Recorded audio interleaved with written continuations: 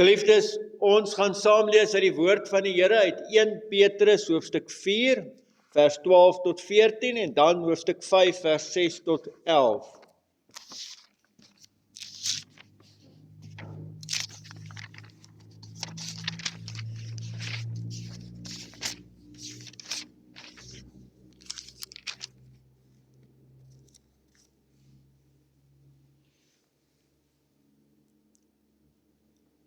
Here almagtige God, ja, ons blaai deur die blaaie van die Bybel, of ons soek dit op ons selfoon op, want dis u woord. En Here, ons het so behoefte vandag aan u woord. Ons wil eintlik by u kom pleit, Here, dat u so deur die Heilige Gees sal werk, en die woord so in ons harte inbring, dat ons hier in die kerk sit en dink, sjoe, die Here het vandag net met my gepraat. Here, gee dat ons daai belewenis mag hê. So ja, kom spreek, Here, want u kinders luister. Amen.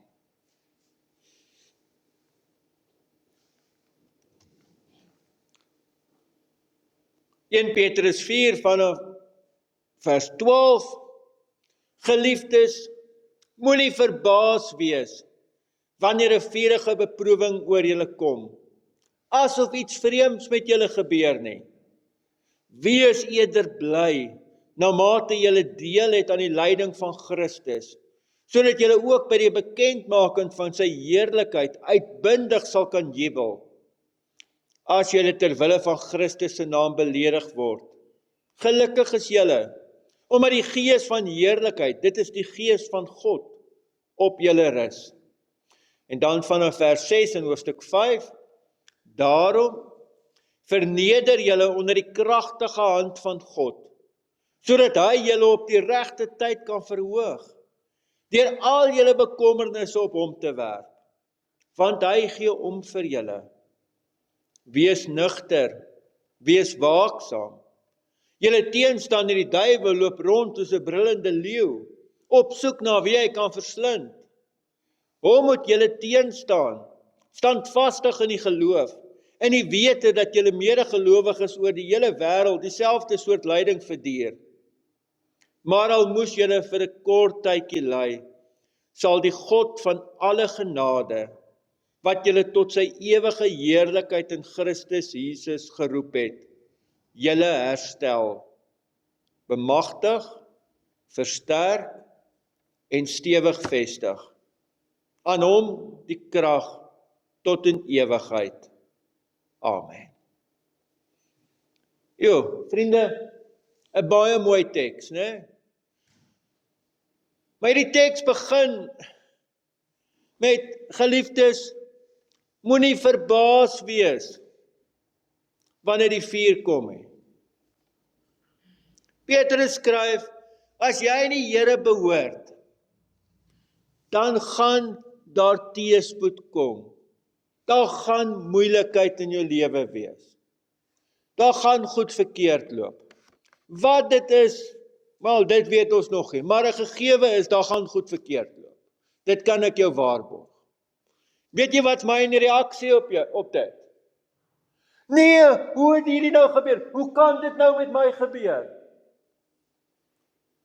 Want ons het in ons agterkoppe nog hierdie idee, en ons kry dit ook deur dat ons verkeerde goed luister en kyk op TV en alles, maar ons het in ons agterkoppe hierdie rowwe idee dat, maar ek probeer die Here dien, en ek gee my lewe oor aan hom, en ek wil hom dien so goed as wat ek kan, en dan gaan die Here se hand van seën oor my oopgaan, en hy gaan vir my sorg en my bewaar van al die bose goed en al die onheil en al die ongelukke en al die goed wat kan verkeerd gaan. Vriende, dis 'n presiese verduideliking van die voorspoedsteologie. Jammer, dis wat dit is. En ons almal, ons hou daarvan om met daai een kant te sit en sê nee, ek glo dit eintlik nie, maar ons almal het so half 'n bietjie klap van dit weg. Ons moet dit besef dit net. Want dis nie wat die Bybel sê. Dis ons logiese denke en ons hoor ouens verduidelik dit op so 'n manier dat ons dit 100% wil glo, maar dis nie wat die Bybel sê nie. Die Bybel sê op baie plekke, as jy aan die Here behoort, Ja, daar's 'n bietjie moeilikheid wat vir jou wag. En nou die Here het dit gesê, nou kom jy moeilikheid, dink jy, wat het ek verkeerd gedoen? Hoe werk dit? Nee, hierdie verskriklike ding, hoor die Here nie my gebede nie. Wat is alles fout? Daar's niks fout nie. Die Bybel het gesê dit gaan gebeur. Al wat Petrus sê, moenie so verbaas wees as dit gebeur nie. Dis nie of dit jou hierdie verskriklike skok is, né? Ai, kom ons wees nou eerlik met mekaar. Dis nie die eerste keer wat dit gebeur nie. Dit was dan nie die eerste keer wat die moeilikheid kom nie. Dis nie die eerste keer wat jy vals beskuldig word van iets nie. Dis nie die eerste keer wat iemand sonder enige rede onregverdig met jou lelik is nie. Dit gebeur. Petrus sê, reg oor die wêreld beleef alle gelowiges dit. Hy het dit rondweg 2000 jaar terug geskryf. So vir 2000 jaar beleef alle Christene reg oor die wêreld dit, party Christene op sekere plekke baie erger as ek en jy. Maar ek is geskok, want in 2000 jaar se tyd moet ek die enigste Christen wees met wie dit nie gebeur nie. Nee, dit is eintlik wat ons sê. Jammer. Die Bybel is baie eenvoudig hoor. Moenie verbaas wees nie. Moenie so geskok wees daaroor nie. Dit gaan gebeur. Dan het hy 'n interessante perspektief op. En ek moet nou eerlik sê, ek self sukkel om so oor dit te dink. Maar nou gaan kyk ek en dan sien ek, maar dis nie net Petrus wat dit skryf nie, dit kom in ander plekke in die Bybel ook voor. En ek het altyd die siening, as my gedagtes oor 'n saak en die Bybel se siening oor 'n saak verskil, dan is dit ek wat moet verander. My gedagtes moet verander. Ek gaan nie die Bybel verander kry nie, nee. So Petrus skryf en sê, wanneer jy die moeilikheid kom, wanneer jy onregverdig behandel word, wanneer iewers 'n stuk swaar kry beleef, wat dit ook al is, sien dit as jy kry deel aan die lyding van Christus. So ons het nou Paasfees gevier, en ek was hierdie Paasfees sterk onder die indruk van die lyding wat Christus deurgemaak het. So dit maak dat in my kop, ek sukkel om dit te doen, want vir my was dit wat Jesus deurgemaak het, so verskriklik en so erg, niks wat ek deurmaak kan naby dit kom. Nee, maar die Bybel skryf anders te daaroor. Nou lees ek dat Paulus op 'n plek skryf, my begeerte is om een te wees met Christus, deur met hom gelyk te word in sy lyding, deur te deel in sy lyding. Ons wil heeltyd net, ons wil die seën hê, Here seën ons, gee vir ons voorspoed. Dit voel vir my die Bybel praat 'n ander taal as wat ek en jy praat. Nee, so Petrus sê, wanneer dit gebeur, verander jou kop. Dink anders. Ons kan, jy kan, dis wetenskaplik bewys, dis moontlik vir my en jou anders te dink. Onthou wat staan in Romeine 12, né? Laat God julle verander deur julle denke te vernuwe. So, die Bybel is heeltyd daaroor, ek en jy is nie net slagoffers van ons denke nie, ons het beheer daaroor. God het ons so gemaak. So dink hieroor, enige moeilikheid, enige swaar kry wat jy beleef. Ek is nou besig om my deel te dra en deel te kry aan die lyding van Christus. Dit verander net die hele perspektief. Julle onthou nou die derde lied wat ons gesing het, wat daarom nou hier by julle reg gespeel het, né? Dan sing ons in die lied, swaar kry vir altyd verby. Wanneer?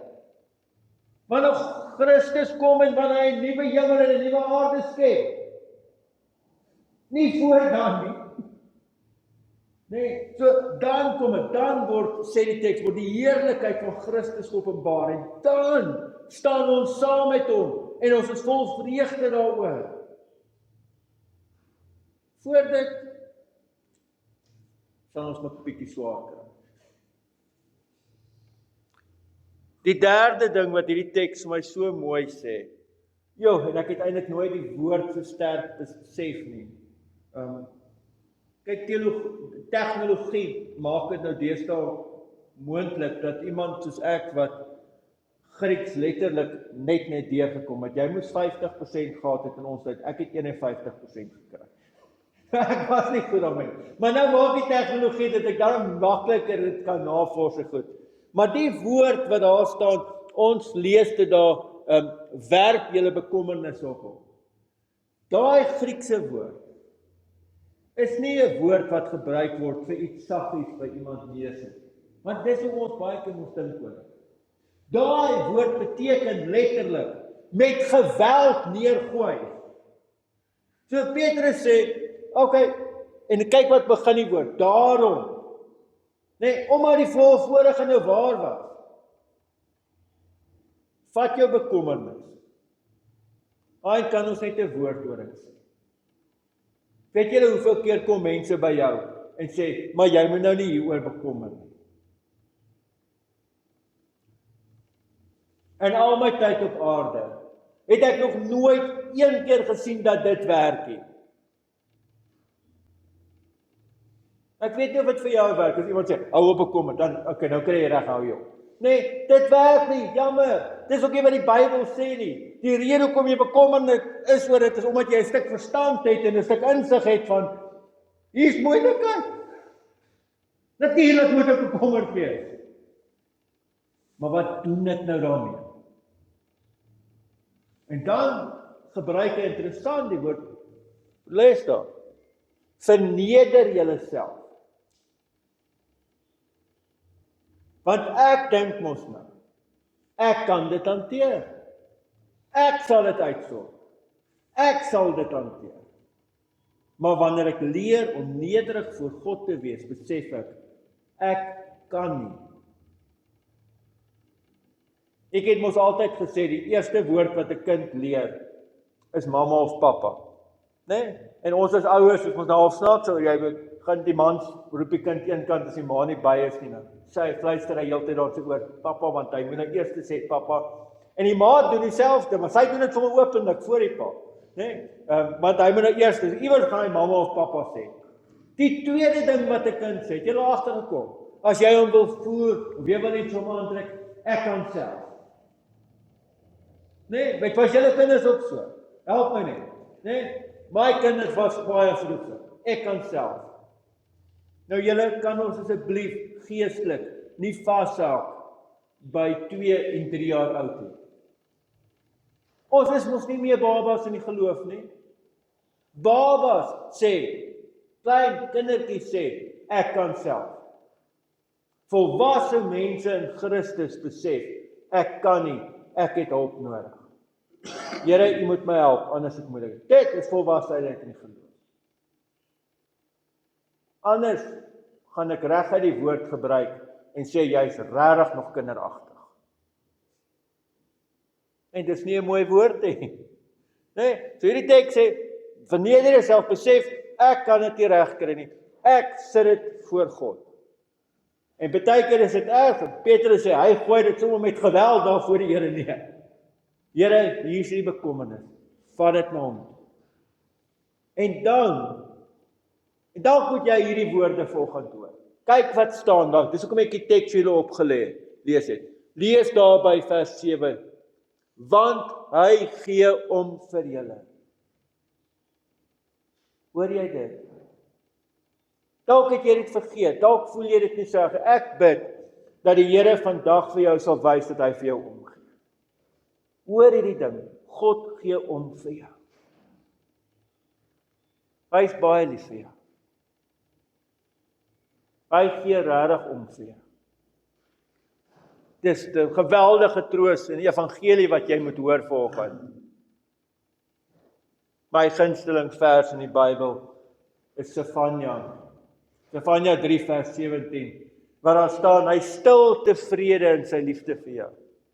Want ek wonder altyd, wat dink God vir my? Veral as ek droog maak, dan wonder ek, is God nie partykeer half moedeloos oor hierdie kind van hom hê? En dan staan daar net, hy stil tevrede in sy liefde vir jou. God gee om. Ons het net al gesê, ons dien 'n unieke God, dis die enigste God. Gaan vergelyk dit met die ander godsdienste. Ons het die enigste God wat vir sy mense lief is. Daai konsep bestaan nie in ander godsdienste nie. Dis hoekom hulle net soveel vrees leef. Maar ek en jy het 'n God wat vir ons omgee.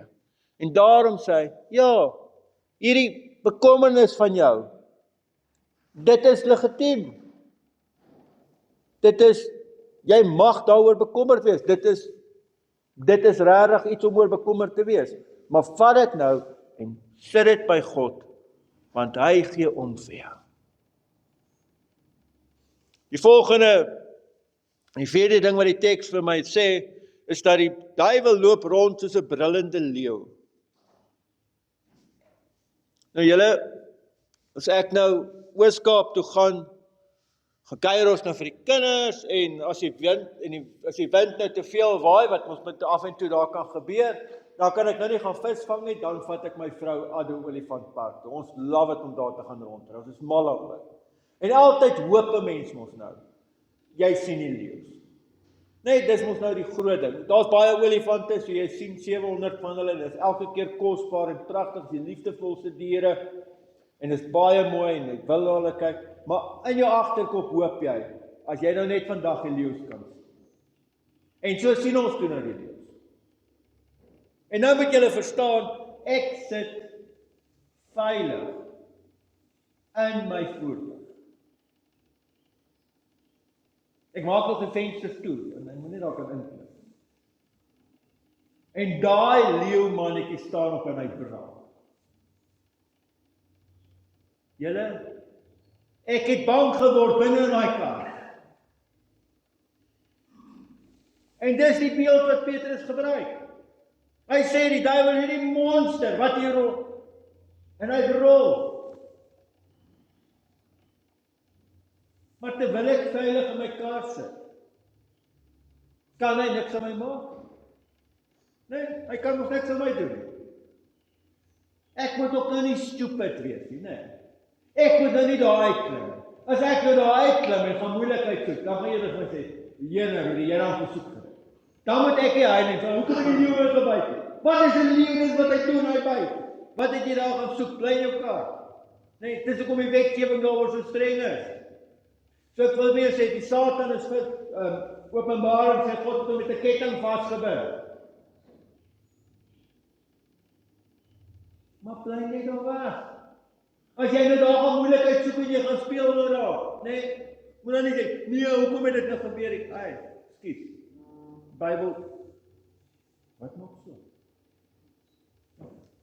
Die Bybel is baie duidelik daaroor. Bly weg. Moenie moeilikheid soek nie. Nee, maar weet, en staan teë.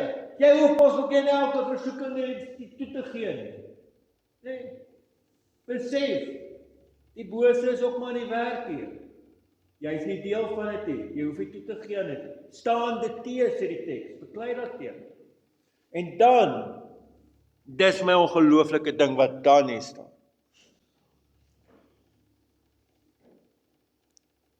Die God van alle genade. Dan sal die God van alle genade julle herstel.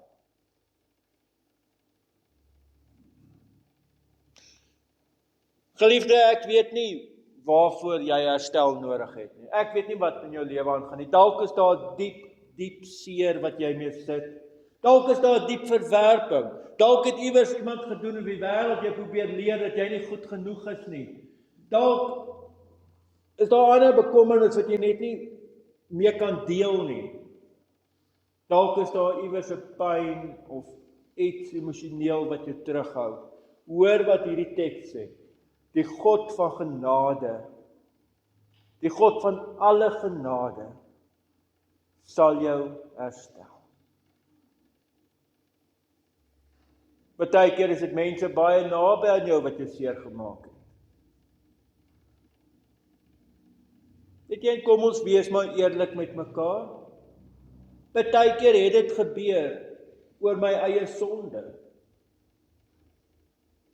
Ek het gister op huisbesoek weer Psalm 130 gelees. Dis my die ongelooflikste psalm. Daar sê die psalmdigter, as U ons sondes in ag sou neem, dan kan niemand van ons voor U bestaan nie. Maar by U is daar vergifnis. En dan sê hy, Here, dit is hoekom U nog steeds gedien word deur al die jare. Want dit is van die begin af wie God is. Hy is 'n God wat vergewe. So ja, dalk het jy 'n aandeel aan. Maar weet jy wat, die Here spreek jou ook vry. Hy spreek jou vry, dis nou verby. Hy was jou skoon met die bloed van ons Here Jesus Christus. Ons sê dit mos. Maar hierdie teks se belofte is, God sal jou herstel in sy genade. Omdat hy vir jou omgee en omdat hy vir jou liefhet. So dit, my eerste gebed was mos vir jou dat jy vandag sal beleef dat God vir jou omgee. My tweede gebed vir jou is dat jy sal ervaar hoe God jou herstel. Dit is so mooi een van die psalms skryf dat God, en dan praat hy eintlik van ons harte, né? Dat God sal kom en ons wonde verbind. Emosionele wonde, emosionele pyn. Dat hy sal dit saggies kom verbind. My pleit vir jou is dat jy mag beleef vandag dat God ook jou herstel. Amen. Geliefdes, kom ons bid saam. Here almagtige God, baie dankie vir hierdie pragtige teks. Here, dankie dat ons dit mag lees, dat ons dit mag hê. En ja, Here, ons kom pleit, ons wil beleef dat U vir ons omgee. Here, ons wil beleef hoe U ons herstel. In die naam van ons Here Jesus Christus. Amen. Dankie julle.